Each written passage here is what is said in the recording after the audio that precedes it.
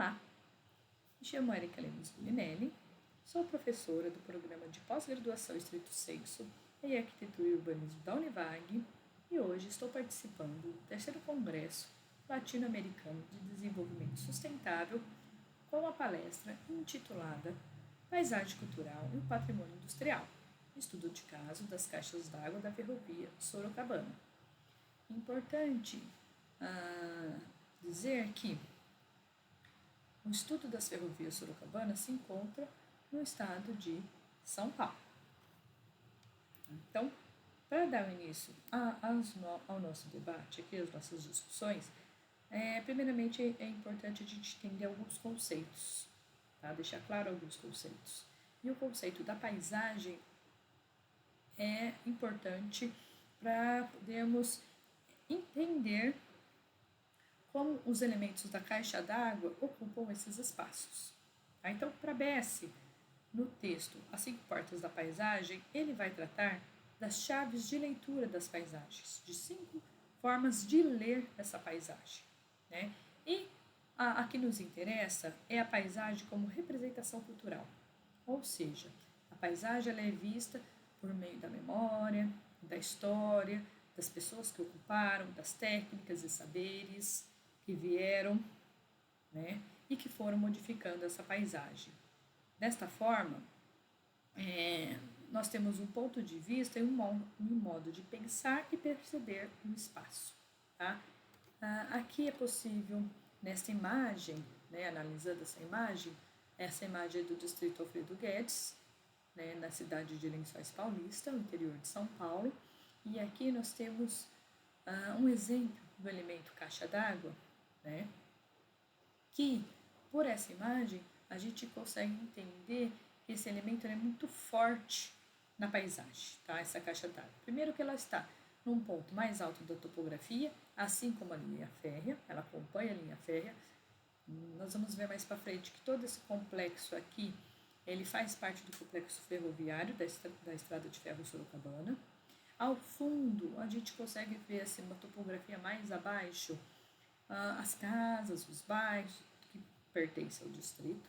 Né? Essa caixa d'água, ela é formada por 2 caixas d'água com a tipologia toda em ferro. Tá? Nós vamos perceber que durante a pesquisa nós vimos que a estrada de ferro Sorocabana trazia algumas tipologias de caixa d'água. Né? Então, no meio dessa paisagem mais natural, existem elementos que remontam a uma história, um período histórico, onde foram trazidos saberes técnicos, mão de obras, e essa caixa d'água, ela conta a história, ela traz uma memória. Tá? Então, essa paisagem como representação cultural é isso. Né? O que ela nos mostra? O que esses elementos nos mostram? Serrão vai ainda discutir que a paisagem é uma unidade integradora de múltiplos elementos, como nós vimos na imagem passada. Né? Então, dentro do complexo ferroviário, nós podemos vislumbrar vários elementos, e é esses elementos que Serrão discute dentro da paisagem. Ou seja, a gente ainda vai discutir uma totalidade dinâmica e evolutiva. Então, a paisagem ela vai modificando, ela não é estática, atravessada por fluxos de natureza. Então, vamos ter elementos naturais em direções e intensidades variadas e sendo atribuída a uma temporalidade própria. A paisagem ela vai acontecendo, né?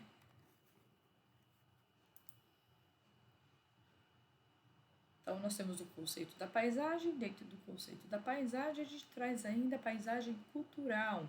Lembra que o Bessa ele vai fazer que uma dessas leituras, né, ele discute a questão cultural na paisagem. Então, a paisagem cultural ela é dotada de uma fisionomia, uma realidade objetiva, que ao observador compete reconhecer e interpretar, e sobre a qual, eventualmente, o agente intervém. Tá? Essa paisagem é uma paisagem que pode ser modificada por alguém. Né? Bartalini nos indica isso. Deixa também vai falar que a paisagem Menezes, desculpa, o Piano Menezes também vai falar que a paisagem cultural possui caráter coletivo e dinâmico e que faz com que as pessoas e os meios em que vivem. Tá? Então, como nós já havíamos discutido, a paisagem ela precisa de agentes modificadores. Tá? Ela existe e sempre está modificando. Shoah também vai discutir que as paisagens culturais remetem à história e à identidade de um grupo, local ou alguma manifestação. Tá? Então, história, identidade, memória. Tá? Então, dentro dessa paisagem cultural, a gente também vai estar falando de um patrimônio. Tá? No caso aqui, o patrimônio discutido nesse objeto de pesquisa é o patrimônio industrial, patrimônio proveniente do complexo ferroviário. Né? Aqui, novamente, uma outra imagem do distrito de Alfredo Guedes, da própria caixa d'água. O que a gente consegue perceber aqui nessa imagem? Né? Lá, como que a linha férrea está bem próxima. Aqui em cima, muito provavelmente, existia o símbolo da estrada de ferro Sorocabana, né, que foi tirado. Tá? Aqui a gente já começa a perceber folhagens, já começa a ficar bem claro que há uma degradação desse patrimônio industrial, né, transformando essa paisagem, uma paisagem degradada, inclusive. Tá? Então a gente tem aqui, vamos ver mais para frente outras imagens que corroboram para esse problema da degradação dessa caixa d'água. Lembrando que esses exemplares, essas tipologias não existem muito ainda. Tá? A gente não pode perder esse saber técnico. Né? Então é importante a gente catalogar esses elementos e entender essa paisagem. Na legislação brasileira, né, há uma portaria de 2009 que começa a estabelecer diretrizes para a preservação da paisagem cultural. Então, isso é importantíssimo, nós temos legislação para isso, né, caracterizando-a como partes do território nacional que ilustram a interação do homem com o meio natural e onde as marcas da atividade humana são evidentes. Tá? Qual que é a função dessa legislação? Ela promove a proteção das paisagens culturais, enfatizando o seu caráter dinâmico, né? A paisagem ela vai mudando, e sua relevância para o desenvolvimento econômico e social sustentável. Então, a legislação ela também já traz esses enquadramentos e a importância para a gente preservar tanto o objeto, a memória, sua história e todas as marcas deixadas nessa paisagem. Dentro do contexto a ser estudado, né, a paisagem cultural das cidades de médio porte do interior do estado de São Paulo, é importante observar que há um elemento marcante nessa paisagem cultural. A ferrovia ela é um elemento predominante nessas cidades de porte médio. Tá? Ou porque ela fundou as cidades, a ferrovia acabou expandindo para o oeste, fundando cidades, ou a ferrovia por onde passava, crescia vamos falar assim, da cidade inicial. Tá? O agrupamento inicial, ele ganhava força, ganhava corpo com a vinda da ferrovia. Tá? E junto à ferrovia, né, ela traz todo um aparato técnico. Né? Vem a estação, todas as edificações, os trilhos, a rotunda, a caixa d'água, né? As casas de turma dos trabalhadores, as casas dos engenheiros. Então, é todo um complexo que vem junto com a ferrovia. Então, no Oeste Paulista não foi diferente, né? Devido à monocultura do café, a ferrovia ela vem para impulsionar a circulação do produto, criando novas cidades, demarcando o território, interligando o território. Né? Então, isso aconteceu entre o final do século XIX e início do século XX. criando umas redes de cidade ao longo dessa linha férrea, principalmente próximo dos espigões e dos cursos d'água. Né? E o nosso objeto de estudo vai da cidade de Botucatu, da Esforços Paulistas e Bauru. Né? Aqui do lado, novamente, nós temos uma outra imagem do distrito Alfredo Guedes, e aqui fica notório o complexo ferroviário. Esse primeiro prédio aqui, bem à frente, nós temos a estação. Então, a estação ela era voltada para a linha férrea. Isso era a porta da cidade. A estação era vista como a porta da cidade. Então, nós temos essa paisagem aqui, né? A natureza muito próximo da paisagem do patrimônio industrial. Né? Aí, mais ao fundo, vão vindo todas as edificações administrativas, as edificações que vão tratar dessas questões de bilheterias, passaportes, e ao fundo da caixa d'água. Note que essa caixa d'água ela está muito próxima da linha férrea. Tá? Por que isso daqui? Essa proximidade era porque as primeiras máquinas de trem elas eram movidas a vapor. Então precisava abastecer as próprias máquinas. Tá? O tamanho dessa caixa d'água, 2 caixas d'água aqui, muito provavelmente ela tinha água excedente. Né?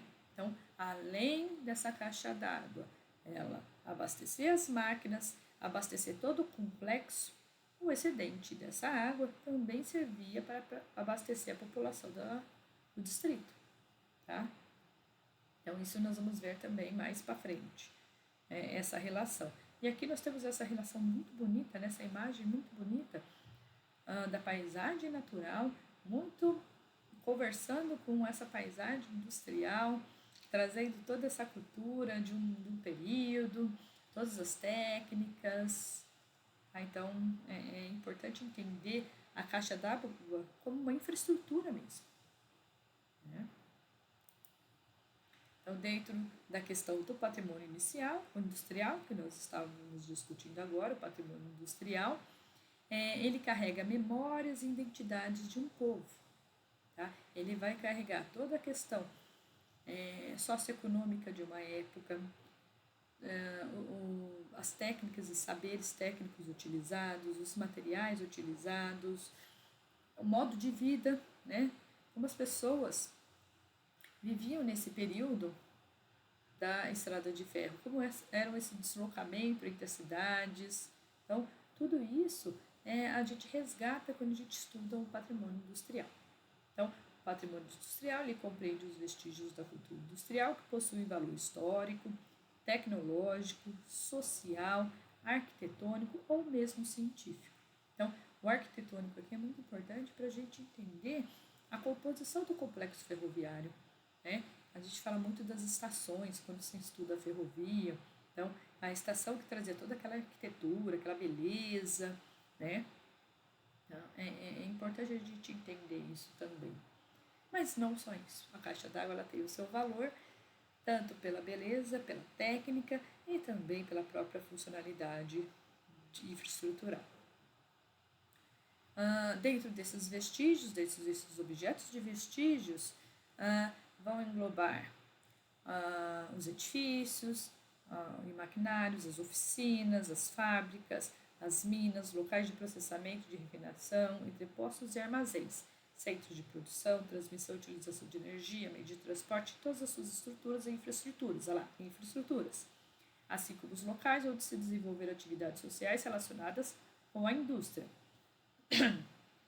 tais como habitações, locais de culto ou de educação. Então, essa síntese, né, conceitual do que é patrimônio industrial, a gente tem lá em 2003 na Carta de Itagil. Né? Então, é importante a gente ter esse conhecimento do que pode ser ou não considerado patrimônio industrial. Aqui, nessa imagem, novamente, é aquela caixa d'água que nós vimos no distrito de Alfredo Guedes. E aqui, claramente, a gente vê uma degradação do patrimônio industrial. Tá? Olha lá,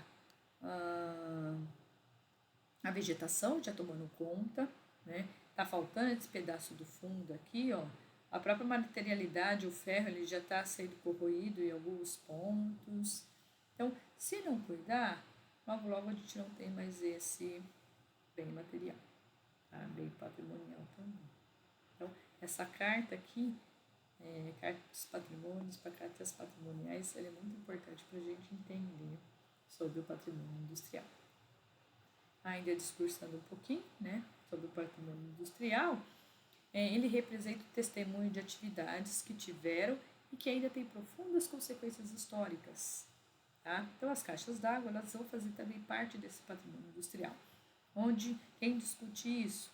A própria Beatriz Kiel. Ela vai trazer, né, como exemplo, a caixa d'água, os viadutos. Então, olha lá, um ponto importante é o próprio objeto dos estudos. Todas as definições englobam também as unidades de produção de energia, como a gente já viu, né, como patrimônio industrial, a sistematização dos meios de transporte e todo o complexo de elementos relacionados à fábrica, e não apenas ao local de produção em si. Então, tudo isso pode ser percebido como patrimônio industrial. O interesse também se volta aos produtos do processo de industrialização, o que, no que se concerne às edificações, implica as construções pré-fabricadas, sejam também consideradas patrimônios da industrialização. A exemplo de mercados, igrejas, teatros, pavilhões, caixa d'água e viadutos, e não simplesmente apenas o prédio principal, né? É todo um complexo. A gente tem que entender que o patrimônio industrial, quando a gente estuda patrimônio industrial e tenta ler a paisagem cultural, nós temos que perceber toda a abrangência da paisagem, todos os elementos que compõem essa paisagem, né? No caso das ferrovias, não só a estação, mas todos os elementos que compõem essa ambiência. Além disso, né, é importante a gente entender o período histórico, o que se tratava o período histórico, como foram as formações dessas cidades, né, e por aí vai, para entender a paisagem com esse aspecto cultural. Agora, eu trago aqui, nós vamos começar a conversar realmente sobre a ferrovia e esse patrimônio industrial das caixas d'água, a importância deles, né? Então, começando lá, nós temos um mapa da aviação férrea do estado de São Paulo, um mapa de 1904. Esse mapa ele foi encontrado em pesquisas no Arquivo Público do estado de São Paulo, lá no núcleo de acervo cartográfico. Ele é fácil acesso, todo mundo, vocês conseguem ter acesso, né? Dentro desse mapa aqui, tem toda a cartografia da estação ferroviária do estado de São Paulo. E aqui a gente pode verificar muito bem, em 1904, que a gente já tem o ramal que vai de Botucatu, começa a ser pensado até Bauru. Então, uma parte já tinha sido construído, mas esse pedacinho de Bauru ainda não, tá? Lembra que a ferrovia chega em Bauru em 1906. Né? Então, é inaugurada em 1906. Então, aqui a gente já tem esse ramalzinho, esse ramal que sai de Botucatu, passa por São Manuel, Lençóis, São Paulo dos Agudos e vai chegar depois lá em Bauru. Tá? Aqui a gente tem um outro mapa das estradas de ferro, né? No caso, essa aqui em destaque em vermelho é o ramal da Sorocabana, que a gente está discutindo aqui. Ramal Bauru-Botucatu, né? Dentro dessa foto do Google a gente consegue ver bem as cidades, né? Que vão passar, por onde passa esse ramal, ó. Aqui, Botucatu, São Manuel, Areiópolis, Lençóis Paulistas, Agudos e Bauru. Lençóis Paulistas, o distrito de Alfredo Guedes é para cá, que a gente está vendo até agora essas imagens. Tá? Então é importante a gente entender por onde passa toda essa paisagem cultural. Tá?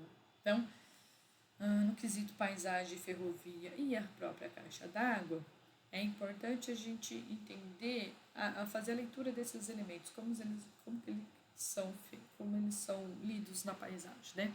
Então, é importante a gente fazer uma leitura histórica.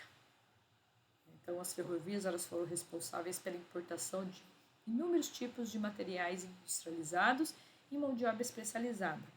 Tá? Então, ela trouxe novas técnicas, novos saberes, mão de obra e ajudou na racionalização da construção. É uma forma de indústria, uma forma de rápida produção. O serviço deixa de ser artesanal e passa a ser em larga escala. Tudo isso para fomentar a distribuição do café. E esse conjunto de fatores refletiu diretamente na construção de uma paisagem industrial, com elementos organizados para priorizar a logística de transporte e a realização da ferrovia.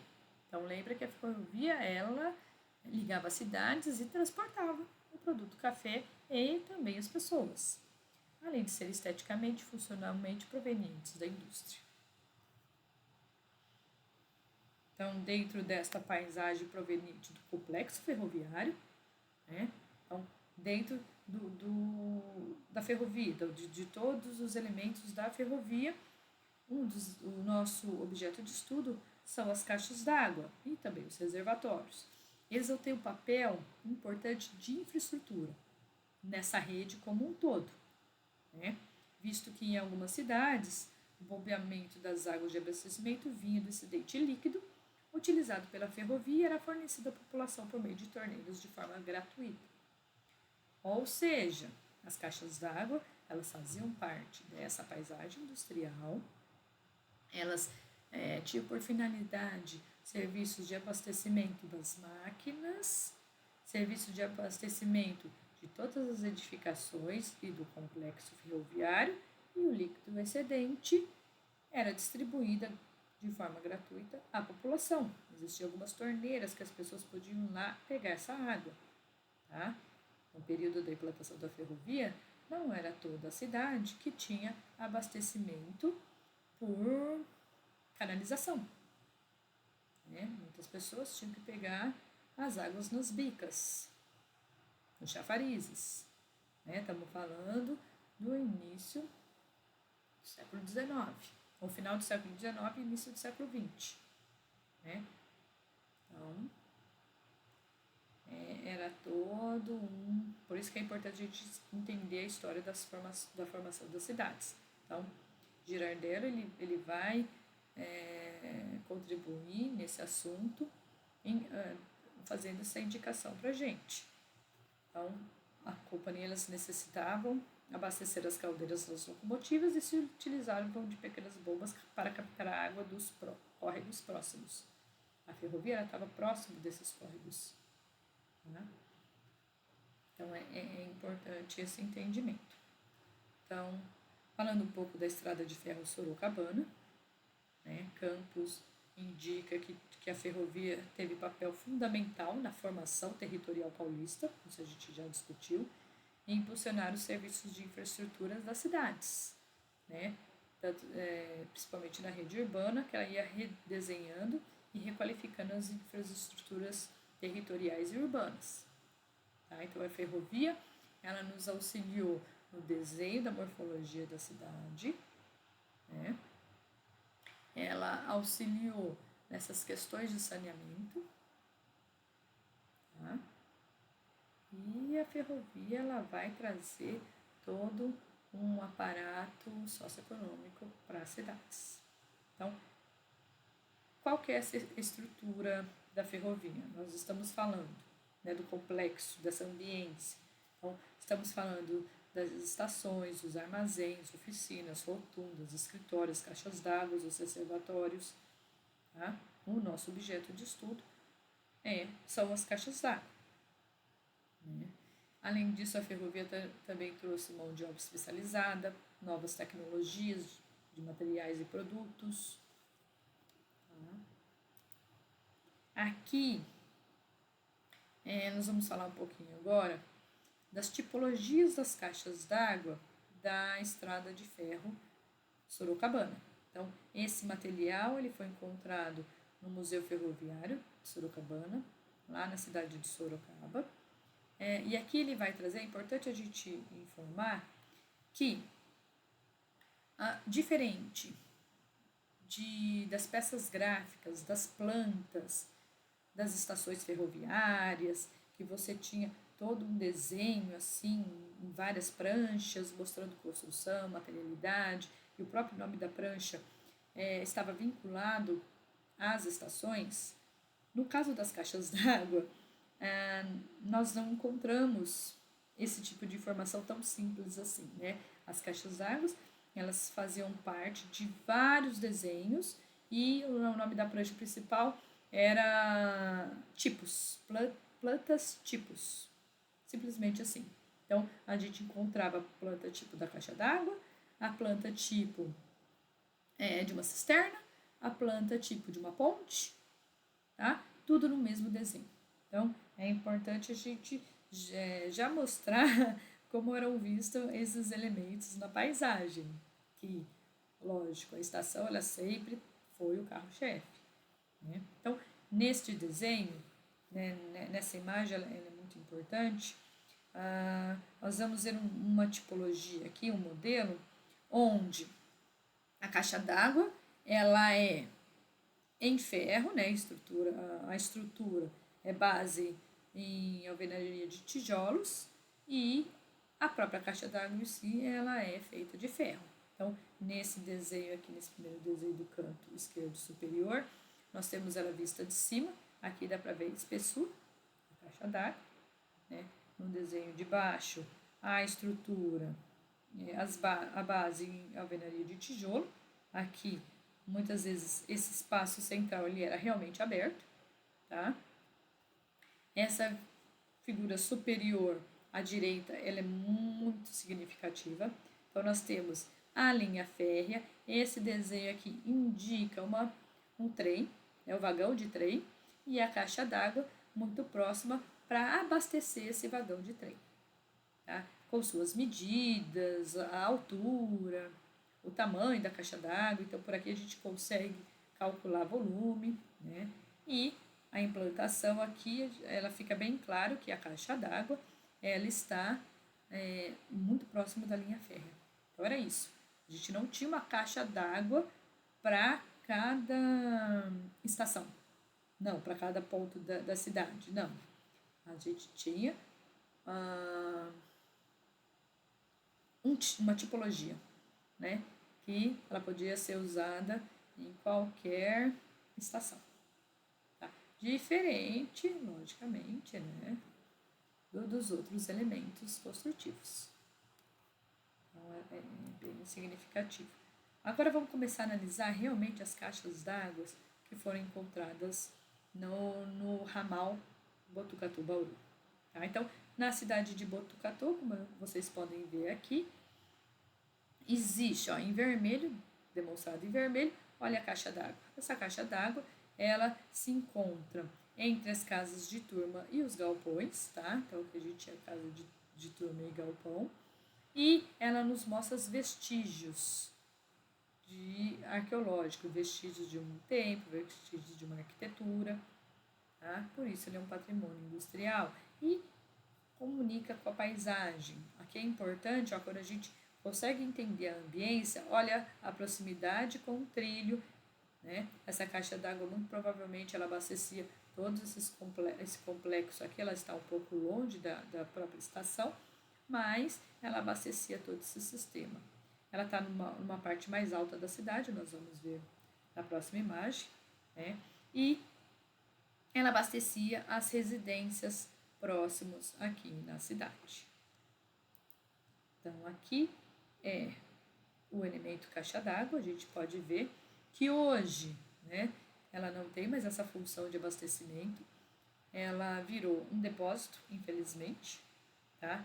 Ocorreram ocupações aqui nesse complexo ferroviário, as pessoas acabaram ampliando as casas existentes, modificando todo esse patrimônio histórico, tá? Logicamente, sem nenhum projeto arquitetônico, sem nenhuma aprovação, né? E a caixa d'água, ela acabou, inclusive, perdendo a perspectiva na paisagem, né? Olha lá, esse muro aqui que faz, chegando na caixa d'água, eram umas aberturas aqui também, então ela acabou se perdendo nessa nova paisagem. Por isso que é importante a gente entender essa paisagem cultural para valorizar o bem, inclusive criar políticas públicas de valorização de tombamento. Então, hoje esse patrimônio histórico está em estado de degradação e sendo utilizado como depósito pelas famílias que ocuparam o complexo ferroviário. Tá? Olha aqui uma outra imagem voltada para a cidade. A gente tem uma rua, fica fácil aqui identificar que a rua está mais abaixo, né, dessa área do complexo ferroviário.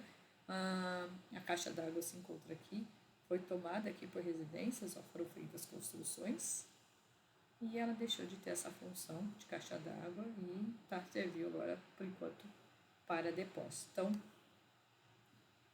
antes, né, ela tinha a função de infraestrutura mesmo, por ter uma maior capacidade de armazenamento do volume de água, provavelmente, né, ajudava no abastecimento das edificações aqui próximas, abaixo, no entorno da ferrovia, fornecendo água aos moradores que residiam aqui próximo, muitas vezes por um ponto de torneira, tá? Já que estava aqui numa topografia mais elevada, como nós vimos que o Girardello já discutia isso nos trabalhos dele. Ainda em Botucatu, né, dentro do distrito Rubião Júnior, nós também vamos encontrar o mesmo complexo, a mesma tipologia de caixa d'água. Olha lá, a caixa d'água em ferro, né? Aí aqui a estrutura em alvenaria, tá?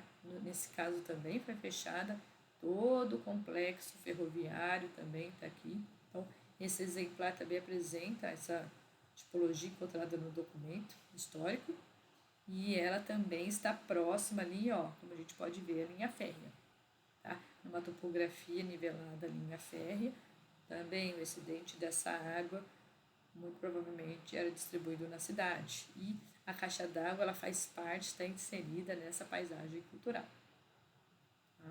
Então, o Rubião Júnior também nós encontramos esse exemplar. Já na cidade de Lençóis Paulista, nós vamos encontrar também caixas d'água na paisagem, né? Não foram todas as cidades que a gente encontrou a caixa d'água. Então, isso é importante a gente conversar dentro do ramal ferroviário Botucatu-Bauru. Então, aqui só para contextualizar, indicando a localização, aqui nós temos a cidade de Lençóis Paulista e aqui o distrito Alfredo Guedes. Então, nós vamos agora verificar a caixa d'água que encontramos no distrito de Alfredo Guedes. Então, aqui é o complexo ferroviário, então essa paisagem cultural aqui vai indicar elementos do patrimônio industrial da ferrovia, que contam, que possuem uma memória, uma história, de uma produção industrial, né? Voltados também aqui para o café. Essa é aquela primeira caixa d'água que nós vimos logo na apresentação. Então, aqui a gente tem a estação, todo o complexo de armazém, o complexo administrativo e a caixa d'água. Essa caixa d'água está muito próxima à linha férrea, né? Essa é uma outra tipologia. Essa tipologia aqui é a tipologia da caixa d'água toda de ferro, tanto a própria caixa quanto a sua estrutura. Então, apresenta uma tipologia no qual sua forma e estrutura é evidenciada na materialidade do ferro. A caixa de água é formada por base em concreto. Então, as bases, elas são de concreto. Seus pilares e a caixa, que armazena um líquido, é do ferro. Então, base em concreto. Tá? Aqui, no caso, como nós já havíamos falado, essa caixa possui 2 caixas d'água, 2 reservatórios, tá? Porque aqui abastecia a máquina a vapor. Então, e desse lado, nós vamos ter, não aparece muito nessa imagem, mas a gente tem a casa do engenheiro e a casa de turma. tá? E o distrito está aqui, ó, mais abaixo. A casa do distrito está aqui mais para baixo, ó, a população que vive nessa área. Olha lá uma outra imagem, uma imagem panorâmica, né? A caixa d'água ali ao fundo. A gente também consegue ver que esse complexo está se degradando, olha ali, falta as telhas, aqui dentro as janelas já foram retiradas, a caixa d'água também traz esse problema, então é importante a gente começar, o poder público começar a mapear essas áreas, entender essas paisagens, porque senão isso vai se perder. Né? A paisagem ela vai mudando e nós vamos perder essa paisagem cultural. Então, em virtude do seu tamanho, do volume de armazenamento, o líquido excedente aqui também provavelmente era fornecido aos moradores que residiam próximo da estação. Tá? Também estava, assim como Botucatu, a caixa d'água do distrito do Guedes em Lençóis Paulistas também estava numa topografia mais elevada. Aqui mais imagens, a caixa d'água, a linha férrea, né? Como a gente tinha falado, esse era o portal da cidade, as pessoas chegavam de trem, viam a cidade dessa vista, né? Então essa paisagem era uma paisagem importante e caminhava para a cidade do outro lado. Aqui está bem nítido e claro como esse patrimônio industrial está degradado, se perdendo. Olha aqui, ó, aqui em cima dá para a gente ver bem os problemas já encontrados de degradação da caixa d'água, tá? E da própria edificação, né? Já foram construídas, ó, tentaram fechar essas aberturas, as janelas já são inexistentes, então precisa de um bom projeto de restauro aqui, para não se perder. Não se perde apenas a materialidade, a arquitetura, vai se perder toda uma história, né? Toda a memória de saberes técnicos, da produção de um determinado período. Aqui é a caixa d'água em si, olha o fundo. Né? Grande parte do fundo já foi perdido, mas a gente tem vários pontos onde está sumindo toda essa parte do ferro. Né? Então, precisa urgentemente pensar na preservação desse objeto da paisagem. Já apresenta então desgastes do tempo e está em alto estágio de degradação. Aqui quase a gente não vê mais o fundo. Outra estação também em Lençóis Paulistas, aqui é lá na cidade mesmo de Lençóis, é a estação Virgílio Rocha. Aqui no caso o estado de degradação é maior ainda. Tá? Essa é uma estação que quase não existe, né? Essa foto é de 19, tá? Naquele momento, ó, a gente pode ver aqui a ocupação através de loteamento. Então, aqui são loteamentos que foram ocupando a área, loteamentos irregulares, né? Foi ocupando essa área, essa ambiência da ferrovia.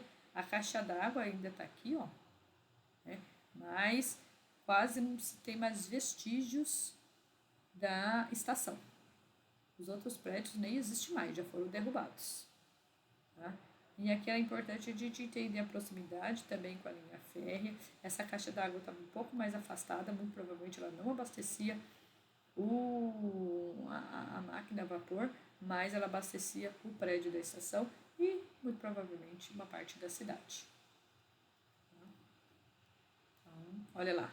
Aqui dá pra gente ver bem, ó, foi tirado, mas tinha um símbolo da estrada de ferro Sorocabana. Mostra os vestígios aqui. Essa é um outro modelo, outra tipologia. Né? Essa tipologia aqui também é da caixa d'água toda em ferro, tanto a sua estrutura quanto o reservatório. Tá? Aqui, por ela ser mais alta, ainda tinha um sistema de travamento. Né? Na área ali, ó, atrás da própria estação, a gente consegue ver os tijolos, eles parede dupla, né? E o tijolo era feito pela própria extração de ferro sorocabana. Tá? Então, aqui a gente comprova que a estação e a caixa d'água era da estrada de ferro sorocabana. Né? E, infelizmente, essa paisagem ela está sumindo, ela foi degradada. Tá? Pelo quê? Pela uma ocupação. Né? Então, é importante que os nossos governos se preocupem, né, com o patrimônio. Se a gente não tiver diretrizes para a preservação, infelizmente, vão sumir. Tá? E na cidade de Bauru? Na cidade de Bauru também nós temos algumas caixas d'água da estação da Sorocabana. No caso aqui, ó, aqui é uma paisagem cultural, né, da estação. Então, nós temos as casas de turma. E em Bauru não foi diferente. Essas casas, essa estação de Botucatu, né? Em Bauru também, o complexo ferroviário, ele foi ocupado, tá? Então, existem pessoas morando aqui, já fizeram os puxadinhos, já fizeram as reformas, e o elemento da caixa d'água também já foi ocupado. Então, aqui a gente tem um grave problema de ocupação no patrimônio histórico ferroviário. Tá? Não há políticas públicas que cuidem desse patrimônio. Né? Então, é importante a gente também discutir essa relação de ocupação, essa relação de como fazer com que as pessoas e o patrimônio eles consigam conversar. Né? Então, a caixa d'água, ela aqui no momento se torna parte da residência. Tá? Aqui no caso de Bauru, a linha férrea está numa cota mais baixa do que a rua. Né? A caixa d'água também abastecia todo esse complexo de casas de turma, abastecia o complexo de casas dos engenheiros que tem aqui para frente e a própria estação que está lá mais lá para trás. Tá? Então, olha lá, a caixa d'água. Né? Então, essa é a caixa d'água, numa outra tipologia. Foi tirada essa parte aqui, né? Essa parte aqui, na realidade, inclusive, ainda ela é de ferro, esse reservatório. A parte de baixo, que muito provavelmente tinha aquela estrutura de alvenaria, ela já foi modificada, né? E pessoas ocuparam aqui. Então, a gente pode ver janelas, né? Muros fechando. Então, todo o complexo, ó, aqui era um elemento, aqui era outro, que é outra construção, e vários puxadinhos, né, de ocupação. Inclusive dá pra gente ver até aqui uma churrasqueira. Tá? Olha lá. Aqui a gente comprova que, olha lá, turma bebê, então é casa de turma da Estrada de Ferro Sorocabana. Aqui a gente ainda tem o brasão, lembra aquele brasão que estava faltando na caixa d'água? Aqui ainda nós temos, né? E mais lá para frente está a estação. Tá? Aqui fica bem claro, ó, a caixa d'água virou uma parte da residência. Tá?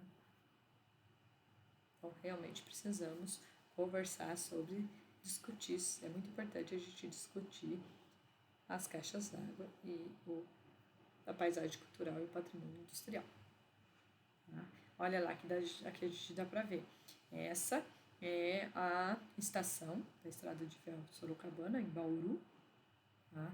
Aqui, muito provavelmente, a gente não conseguiu ver, mas tinha os trilhos, né? Não existe mais, tinha os trilhos que passavam aqui.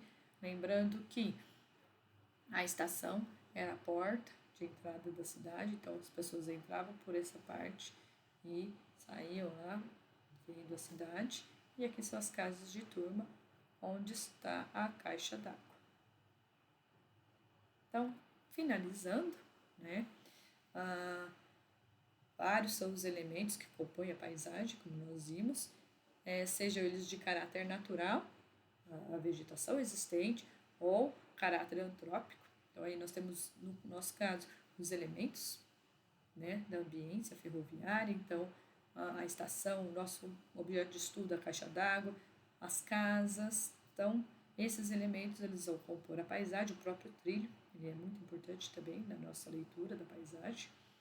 Então, seguindo essas premissas culturais, a paisagem ela foi lida por meio dos elementos relacionados à ferrovia e o próprio patrimônio industrial, principalmente através da sinalização das caixas d'água. Elas foram o nosso foco de discussão. A ferrovia, que no passado foi símbolo de modernidade, trata-se hoje de representação de questões de identidade. Então, a ferrovia ela vai nos mostrar uma identidade, uma memória, uma história.